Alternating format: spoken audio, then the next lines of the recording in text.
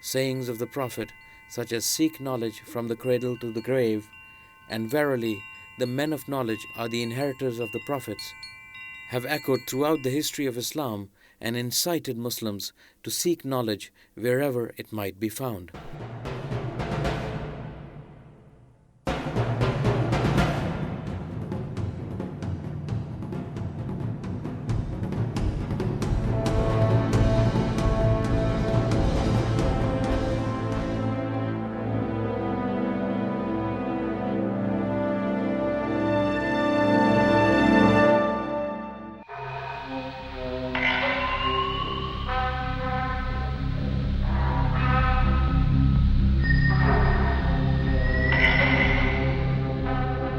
For more than 30 years, George Saliba has written some of the most original and advanced studies of the history of the sciences in Arabic and English.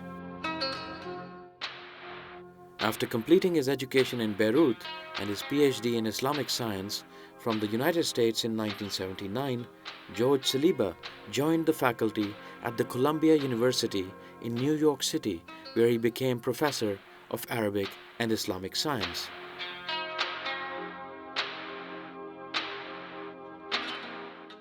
The Saliba family traces its paternal lineage to Sparta, Greece, and is settled in what is present-day Lebanon. His family name Saliba is derived from Salib, the Arabic word for the cross, a reference to the crucifixion of Jesus Christ.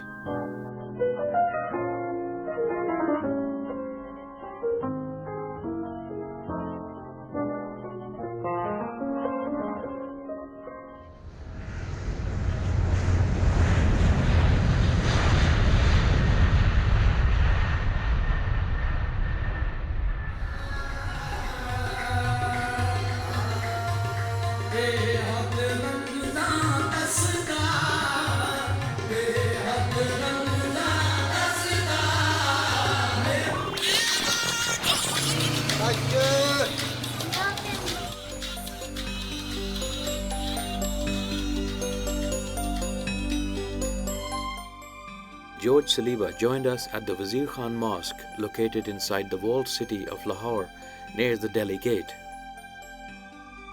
Described as a mole on the cheek of Lahore, the mosque was built in 1634 by Nawab Wazir Khan in 7 years during the reign of Mughal Emperor Shah Jahan. Wazir Khan, whose real name was Ilmuddin Ansari and after whom the city of Wazirabad is also named, was a friend and trusted ally of the Emperor Shah Jahan.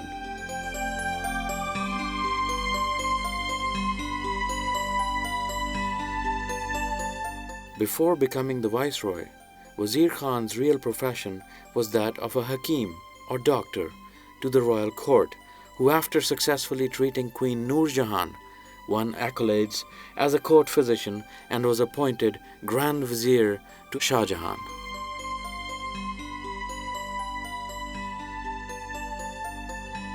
After becoming Grand Vizier, Ilmuddin Ansari became the builder of the best of all Lahore's architectural masterpieces that have stood through the vagaries of time till today.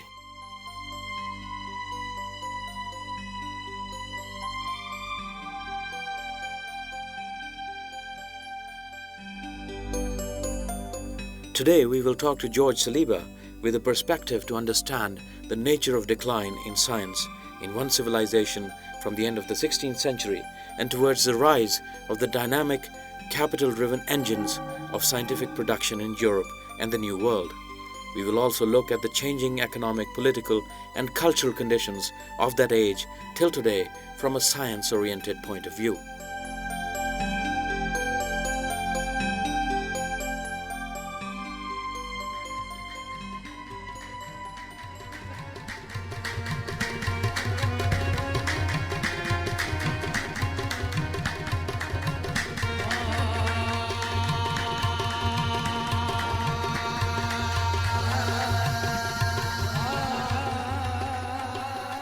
In terms of the age of decline, does the interaction of the West or Europe in terms of adapting start right away?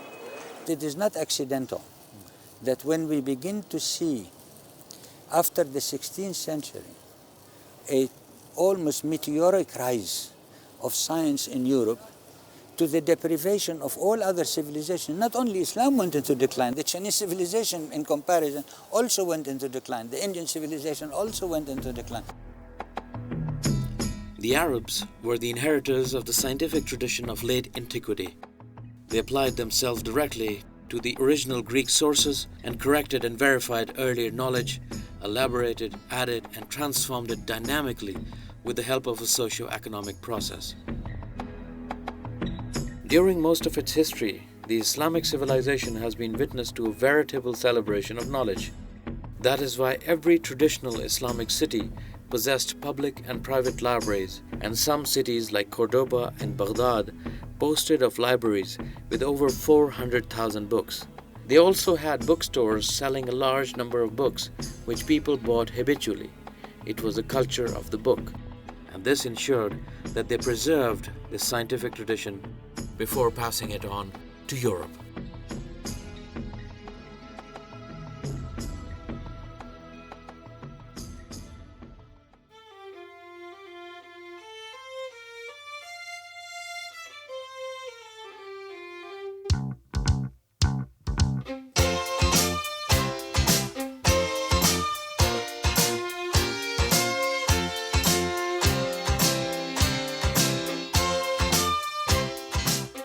In other words, decline is a term that we should think of it relatively, that one culture begins to pick up, the other cultures stay on steady growth, and hence, in comparison, it looks like it went into decline.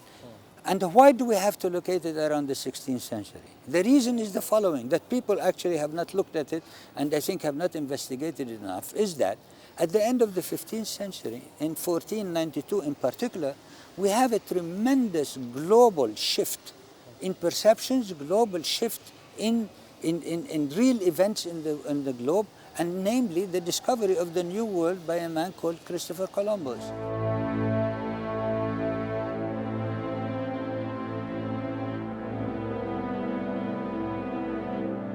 And then there was that very important event towards the end of the 15th century, which shook the whole world order to its very foundations. To pursue his patrons about a closer and economical trade route, Columbus, a Genoan Italian by birth, read maps calculated in Italian miles, accepting the length of a degree to be 56 miles from the writings of Alfraganus or Alfargani. The idea of a spherical earth had long been debated in the classical tradition. However, Alfargani or Alfraganus was involved in the measurement of the diameter of the earth with a team of scientists under the patronage of Khalifa Mamun al-Rashid in Baghdad in the 9th century.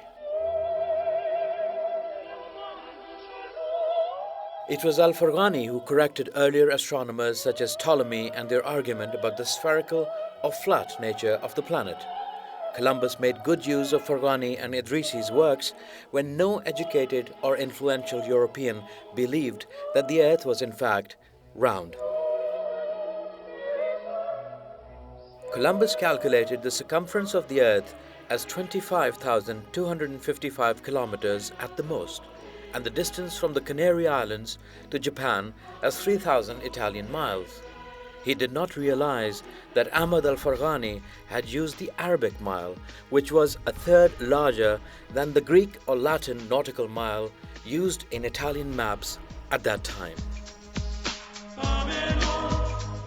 Due to this critical miscalculation, therefore, instead of finding a trade route to the perceived New World of Asia, India, and the Orient, Columbus reached the Americas by mistake. The 100-ton Santa Maria was the largest of the 3 ships that Columbus used in his first voyage across the Atlantic.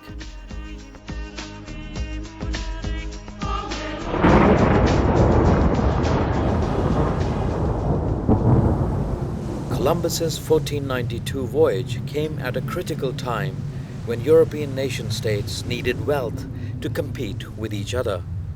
From then onwards, in an imperialist, colonial, and posthumously global arena.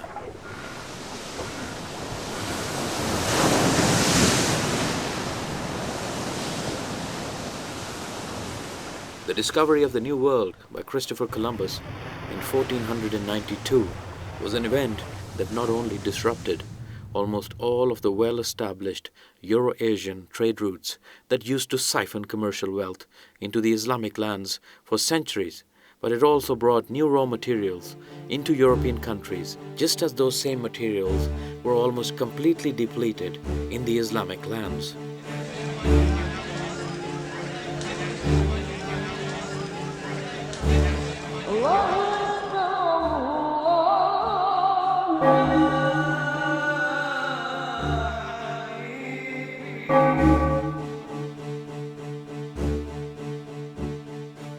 This New World discovery brought only to Europe, to the exclusion of other civilizations, tons of gold and silver and slave labor. All of this is capital. You are bringing into one civilization all of this excessive capital. Of course, you are going to expect this capital to actually produce further capital. We all know that from any book on capitalism, we know how this will work. And in fact, Europe did demonstrate its ability, and that's what I mentioned in the last chapter. It demonstrated their ability to use science as capital producing, not as a capital investment. The way we think of it, and unfortunately, is still the third world thinks about it as investment, and hence maybe wasted money and they don't know how to use it. But Europe early on in the 16th century and in real full force by the 17th century, they began to think of science as investment for capital production. And that begins to stimulate the production side. Now we go back to the golden age. When scientists begin to feel that they are rewarded for the results, they are challenged to solve the problems, and they are competing with the next door neighbor, of course that produces an effervescence of scientific production. That explains it to me much, much better than saying that it is in the spirit of Islam or in the spirit of that civilization or in the genius of Europe or all of this, because, as I said, it's not only Islamic civilization that slowed down. All other civilizations slowed down. Europe was the unique one out, and this is the one that needs to be explained.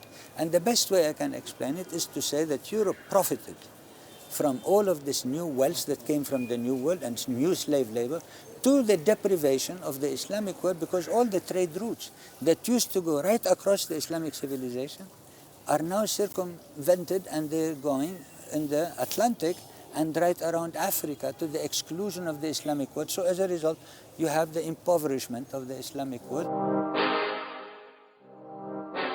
The transmission of Islamic science to Europe was not a fixed event like the delivery of a package whose contents launched the Renaissance. It was an ongoing, fluid exchange over time, a transfer that traveled in both directions, although it flowed mostly from east to west. You have the impoverishment of the Islamic world, and poor countries usually do not produce first-rate science. Okay. Poverty doesn't allow it.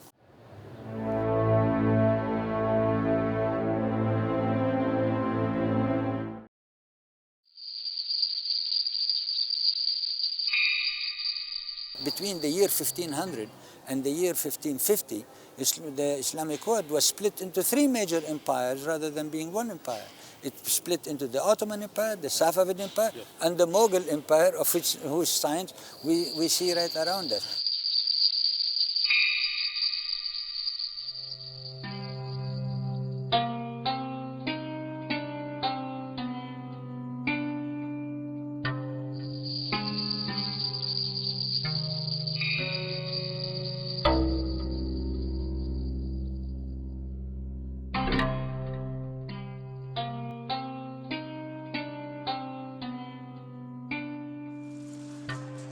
By the middle of the 16th century, for the first time, a large-scale split of political power within the Islamic world had taken place. The split produced three great Muslim empires.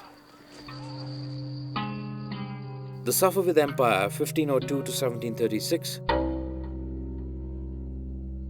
the Mughal Empire, under whose architectural shade we now converse, 1520 to the middle of the 18th century,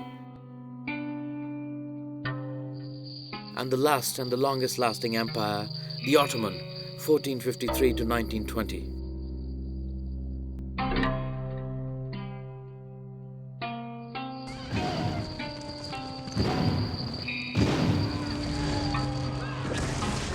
The troubles that these empires faced were of religious and sectarian competition, internal ethnic struggles, and warfare that acted as being mutually destructive towards the togetherness of the Muslims as followers of one faith and the weakening of the cultural cohesion of the Islamic world.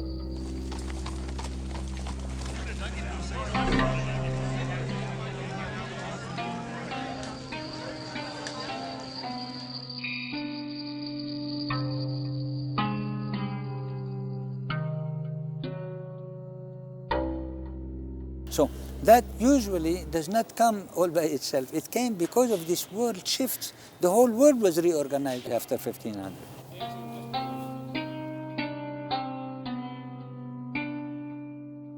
Europe's cream of science, such as Roger Bacon, the 13th century proponent of the experimental method, astronomers Tycho Brahe in the 16th century and Galileo in the 17th, the English physician William Harvey, who formulated his theory of blood circulation on Arab models in the 17th century, and many others owe a direct debt to Muslim knowledge brought to the West during this period.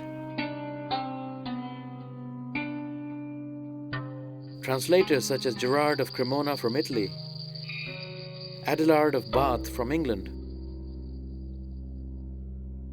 Constantine the African, who brought an entire library of Muslim medicine to Salerno, and Michael Scott, a Scotsman who studied in Spain and Sicily, crisscrossed Europe. These roving scholars disseminated critical Arab revisions of Greek learning and popularized the revolutionary innovations made by generations of Islamic astronomers, physicians, mathematicians, and physicists. So science isn't a purely secular pursuit, is it? Is it in your book you talk about Islamic science, not Muslim science? Are That they is two true. different? That, of course, I use the term And would the Islamic. science being pursued by a Jew or a Hindu or a Christian be any different? Listen, no, of course, I use the term Islamic, as I say, civilizationally, meaning as a civilization, and we all know, and we don't need to civilization is document. fuzzy at times. Yeah. But when I use the term Islamic, I use it as a civilizational term, although the term, we discussed it earlier and said it's a fuzzy term. But in this particular sense that you are trying to use it, to say whether there is such a thing as a Jewish science, Muslim science, Christian science, I say no, there is no such thing, because Islamic civilization gives us the most brilliant example that there were, and we know that there were Christians, there were Jews, there were even atheists who were producing that science. And all within the confines of a civilization that took its inspiration from Islam. The Muslims entered Spain not as aggressors or oppressors, but as liberators. In this multicultural society, many Jews and Christians held government positions. Moreover, the golden age of Jewish history is in fact known as the period of Muslim rule in Spain.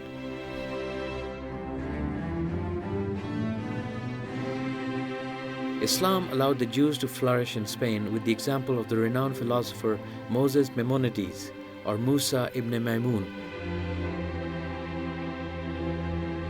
Judaism probably welcomed the conquest of Spain by the Muslims in 711, because with the Muslim conquest began a golden age of freedom and tolerance for the Jews.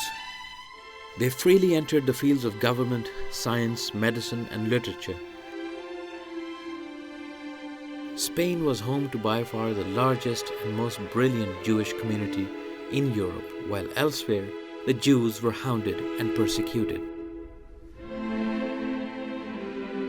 Nowhere else has there been so long and so close of a relationship between the three great faiths as in Spain. All Jews and Christians were allowed to maintain their beliefs and live their lives as they desired, as long as they respected their Muslim rulers.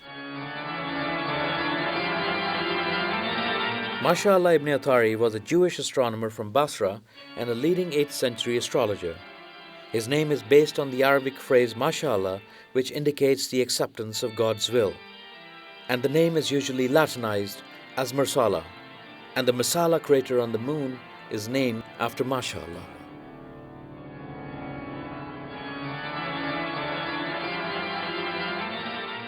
Abu Mashar was a 9th century mathematician, astronomer, and Islamic philosopher.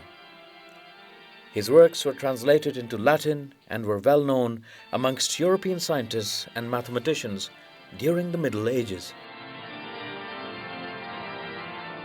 How can you possibly draw a line, say, between MashaAllah and Abu Mashar?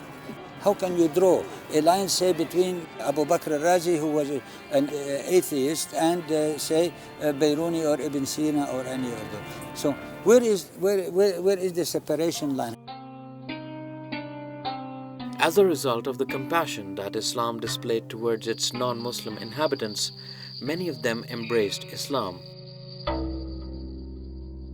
Many accepted Islam simply because Islam provided a superior, healthier way of life at a time when the social system was in rapid decay. At the same time, unfortunately, religious tolerance was never a virtue in Christian Europe, as in the example of Charlemagne.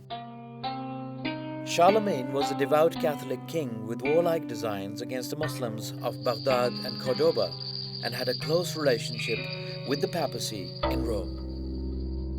And so, with the advent of its new Christian masters, the peace exhibited in Spain under Muslim rule did not continue after the last of the Muslim rulers was defeated in 1492. Abu Abdullah Muhammad XI was the last Muslim ruler of Spain who surrendered the city of Granada to Ferdinand II and Isabella I. After giving the keys of the Alhambra to King Ferdinand II in 1492, Muhammad XI left Granada for Fez in Morocco, where he eventually became a beggar.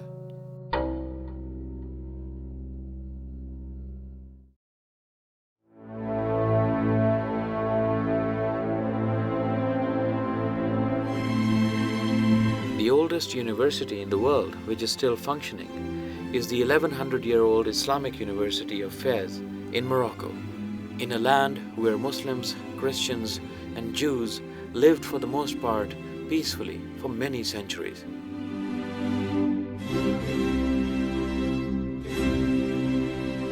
The tradition of Islamic learning influenced the West greatly through Spain.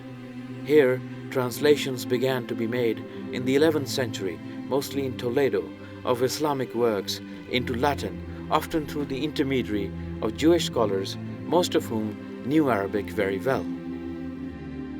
As a result of these translations, Islamic thought, and through it much of Greek thought, became known to the West, and Western schools of learning began to flourish. Even the Islamic educational system was emulated in Europe, and to this day, the term chair in a university reflects the Arabic kursi, literally seat, upon which a teacher would sit to teach his students in the madrasa or school of higher learning. As European civilization grew and reached the high Middle Ages, there was hardly a field of learning or form of art, whether it was literature or architecture, where there was not some influence of Islam present. Islamic learning became in this way part and parcel of the Western civilization. However, with the advent of the Renaissance, the West not only turned against its own medieval past, but also sought to forget the long relation it had had with the Islamic world, one which was based on intellectual respect despite religious opposition.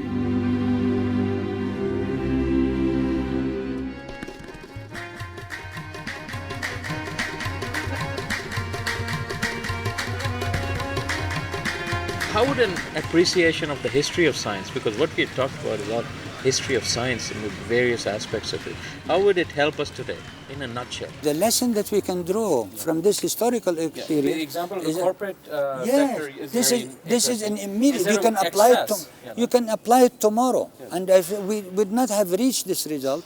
And the Malaysians would not have reached the result if we haven't learned it already from what happened in 17th century Europe. And we didn't do it. Neither Islamic civilization did it, nor the Chinese civilization did it. But modern science is purely a capitalistic enterprise, because even though the corporations are there, they're capitalistic in origin. If there is some other concept of an alternative science that should be adopted. Yes, absolutely, absolutely yes. But since we are defining development and we are defining modernity in the sense of the standard of living, in the sense of capital production, in the sense of economic growth, in these terminologies, science is definitely a capitalist part of the capital production, and that's what I just defined it. Meaning, think of it as a capital promoting. Now, if you want a science that only devotes itself to spirituality and leads you only to prayer, and let alone what happens in the economic conditions of the society, you are welcome to take that one. But I tell you, this is not from history,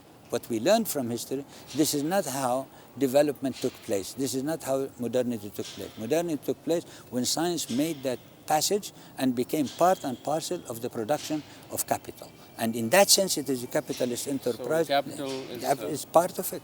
Okay. Yeah. But now, in terms of alternatives, let's say the city of Lahore is making tons of garbage in landfills, and they're faulty landfills, and all of that water and that poison goes in.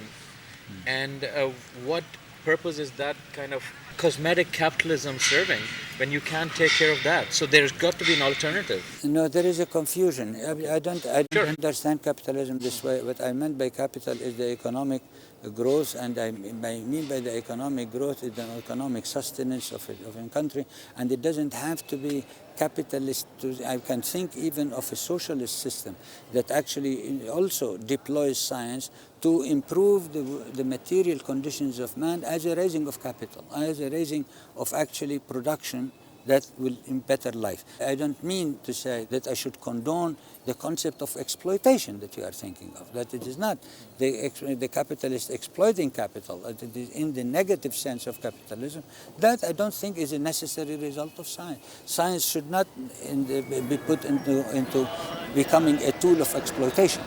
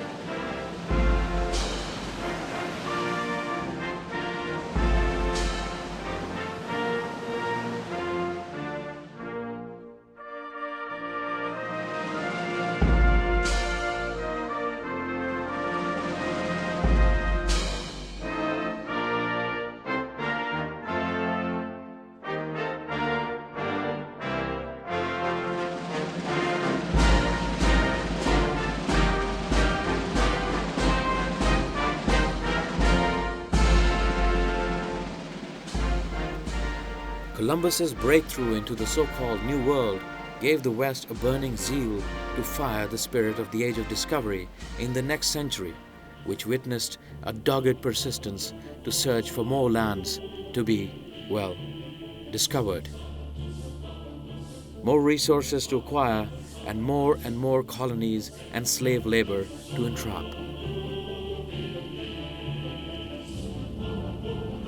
All of these events of the 16th and early 17th centuries reoriented wealth and trade around the Islamic world to its disadvantage, and which continues till today.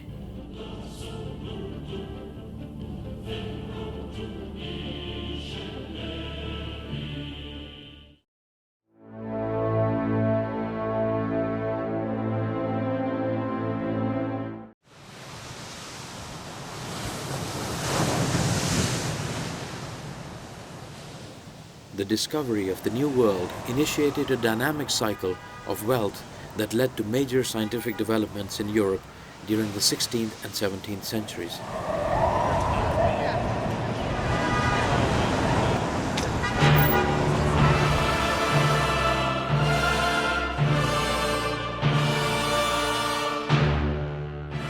Wealth and capital drove further production of science, and this in turn allowed for the acquisition of more wealth and so on.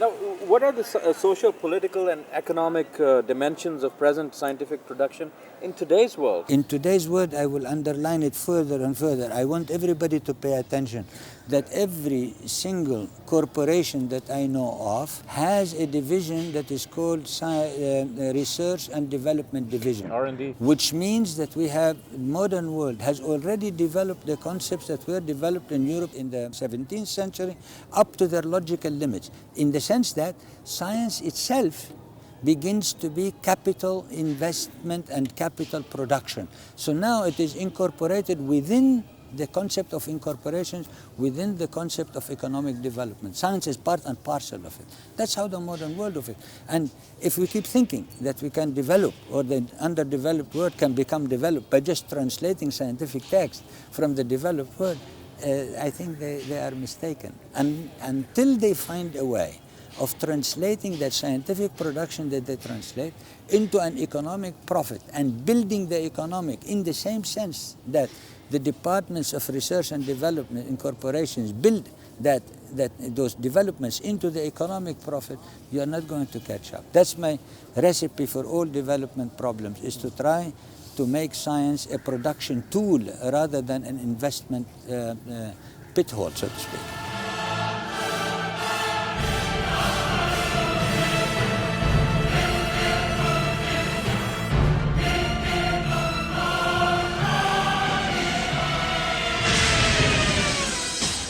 At this sped-up rate, set in motion around the end of the 16th century, European science began to surge on a logarithmic rate, a dramatic sequence initiated by the discovery of the New World and colonization.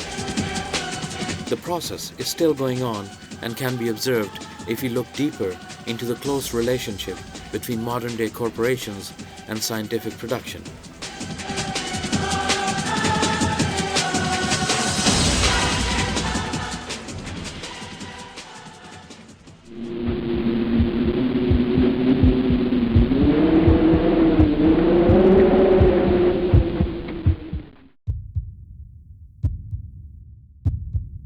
So the Islamic world that 2 centuries earlier, before the New World was discovered, and which had a similar scientific status as that of Europe, was now left behind to struggle together with the rest of the world, with its depleted resources, a low self-esteem, and its old and sluggish ways of doing science.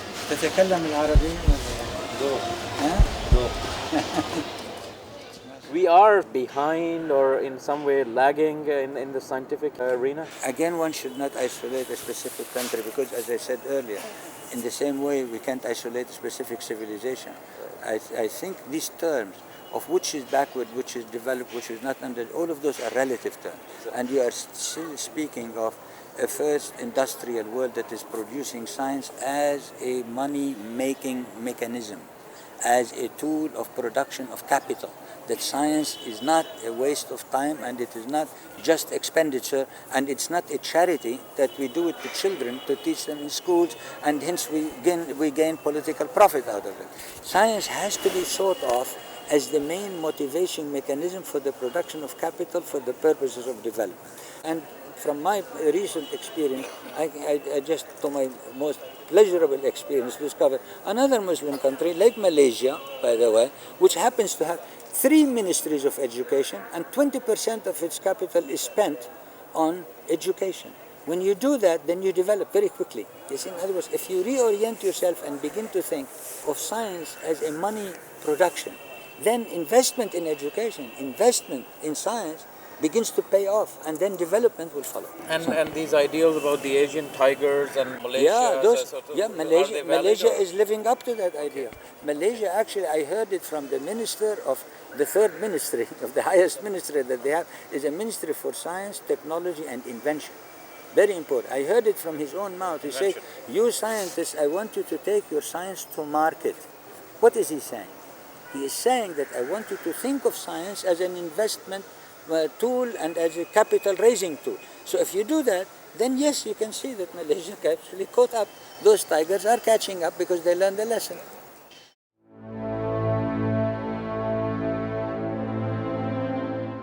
Do we lots have a of choice? moral Do we have a Yes, choice? we do. Yes, we do. I think people do have a choice. In other words, if you think of science as a tool for the production of better life, then I think there is equitable ways of doing it, and I think rewards are not necessarily produced at the expense of somebody else. So it is possible to actually think of the energy of scientists to produce a better conditions, and that can happen. I'm going to ask you a purely cultural question. It's two-pronged again. How do Muslim societies view the faculties of intellect and reason together with science? Now that has been colored. A scientist isn't looked at, or an intellectual or a scholar isn't given the same amount of respect that a capitalistic fat cat is given. But Sure. and the media plays a big role in this. How do you perceive you've moved all over the Islamic world? Not only that, I also live in America. It's the same thing. What you are describing is happening right in here. You think intellectuals are better respected in the United States? No. Capital always implied itself in the construction of power. Power always related itself to the production of political power. Everything else that does not lead into this is going to leave you on the marginality of society. That happens in the States, happens in Europe, happens in Pakistan, happens all over the place. So in other words, are you asking that these countries should pay tribute to the scientist and give him this fantastic prestige when he is not connected to capital, he is not connected to power, he is not perceived as part of the political power? Which country does that? What culture does that, by the way? Facts that we can take up from the Islamic civilization. There's an actual event that the Prophet, peace be upon him, was traveling from one city to another, and there was this site of a bygone civilization which was destroyed, and he said, don't look at that area because it reeks of destruction and excess, whatever happened in that civilization. On the other hand, the Prophet also said that there should be areas which are environmentally friendly, which are little sanctuaries where no one can hunt animals, and they should grow trees alongside cities. There's an actual hadith. In terms of that's inspiration. If we can go back to Al-Ghazali, Ibn Rushd, and the people that have been borrowed, but the essence of that context hasn't been taken up in a cultural way, is that valid and that useful as an alternative? Let me explain. The only problem is that this modern civilization, modern Islamic civilization, has neither read the Ghazali, the Ibn Rushd, and all the others. And that I call it a post-colonial phenomena. And in the sense that the first part of colonialism is to cut you away from your history, because then they will define your future for you. Thank you. And when your future is defined for you, then you are no longer a participant in the making of your own future. Somebody else begins to be the participant. And I think the way I see it, I look all around, most, and if not all, Islamic countries have gained, quote unquote, their independence only within the last 50 years. I still think that they are within and deep into the throes of colonialism. They are just changing the masters. We've changed one master and replaced him by another. And until these countries are liberated from this, to take their own future into their hands, to take their own resources, deploy them for the improvement of their own conditions, of their own populations, we are in a losing game. So the reconnection with the lessons that you want to learn from Ibn Rushd, from Ghazali, from Ibn Taymiyyah, from Ibn Hanbal, from Abu Hanifa, from all of those, the examples that you have to learn will require that you read them first. And give me how many people are reading these first in our modern civilization. So there is a lot to be inspired by.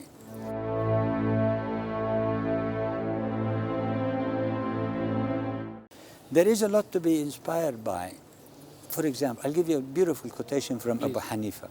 Abu Hanifa says, diversity and conflict of opinion in my community is a blessing from the Lord. Show me another civilization that shows this excessive tolerance for diversity of opinions within your community. That is an inspiration for our political governance, for our future building, for our ability to be encompassing in the very same way that Islamic civilization encompassed the Christian, the Magi, the Jew, and the atheist to all work together within a civilization and to produce the brilliant science that they produce. If you read them, you will find it. The inspiration is there.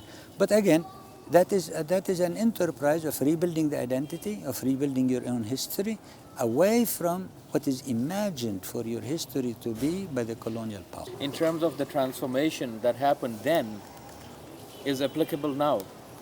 I hope that these dynamic processes that I just talked about on how societies produce science and interact with science, that they have some application for our modern days, and I hope people read the lesson and do it. That is not my, my being in Pakistan is not to preach. I just came to actually help in explain the latest things that I have found, the latest thing that I have documented in this book, that I want people to begin to think a little bit differently about this, that legacy, rather than continue to think about it in the scheme and in the imagination of what the Orientalist, colonialist thought and imposed it on us. And I hope with this one that I'm breaking a little bit of a new territory for people and a new intellectual space that people can actually begin to articulate their questions differently. That's all. Really enjoyed reading your book, and I learned a lot. Thank you very so much. very much. Thank you. Thank you.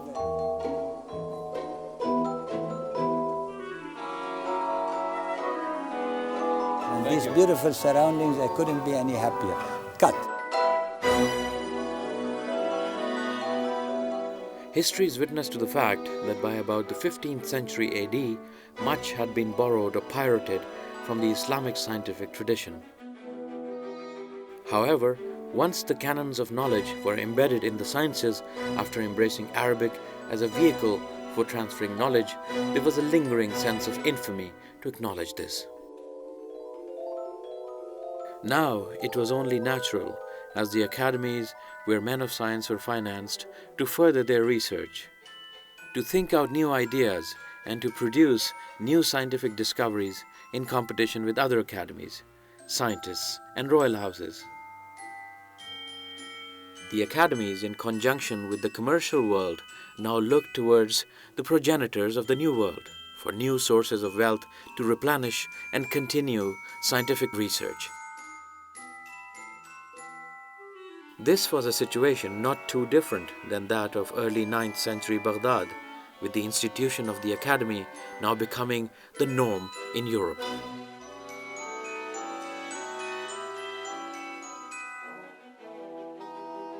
If one scientist in 100 produced something in those academies that had a commercial windfall, then the wealth accumulated from the new idea would be returned to fund other ideas, while allowing the patron to keep some of the profit.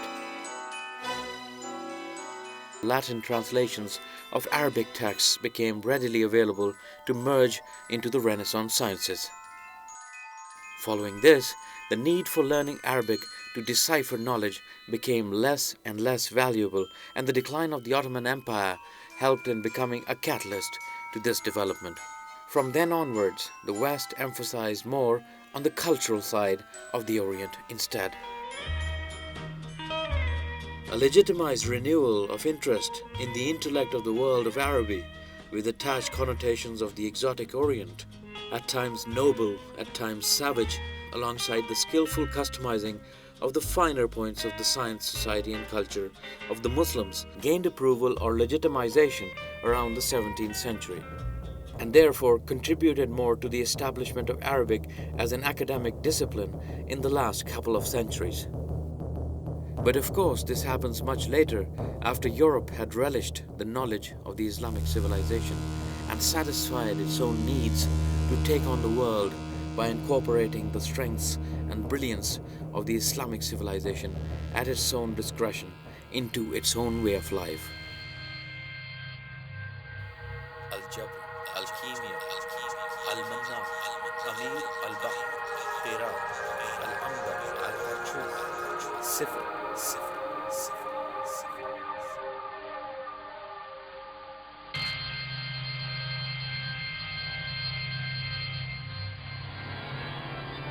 In Hiroshima and Nagasaki, 80,000 people died. Long-term effects of survivors are cancer, deformities, and death. In 1942, from cancer were caused by radiation alone from the atomic bombs. A strong shockwave destroying the buildings into rubble, affected by cancer and birth defects passed on to generations. the ground temperature rises to between 1950 and 1990 than that of the sun. People in the range 143 deaths had their skin melted the eyeballs containing radioactive debris. Today, nuclear weapons are 30 times more powerful than Hiroshima and Nagasaki.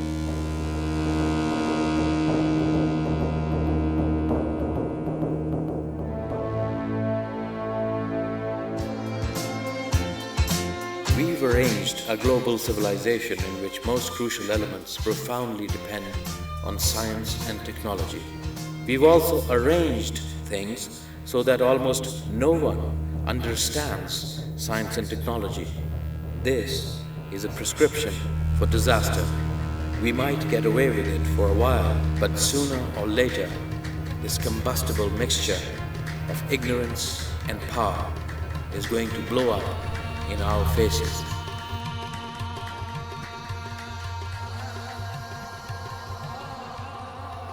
Al-Maqsam, Naranj, Kitab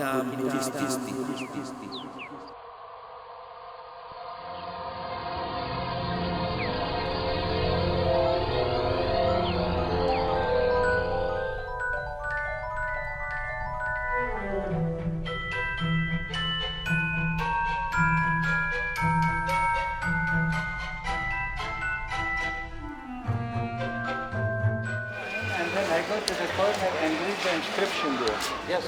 So I direct it, okay? Yes, you direct. Machines are like 40 years old and he can fix it. With a machine like that in America, nobody can fix it. Absolutely not. Now look, the singer, the old singer, is 40 years old. تتكلم العربية؟ ها؟ You fix that? You fix that? And he tells me how old it is. Punch sal? Punch. 505. Punch sal. Okay. MashaAllah.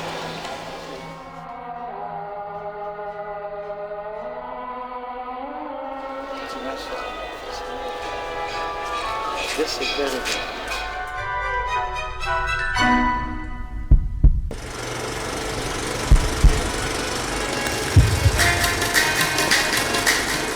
Madrasa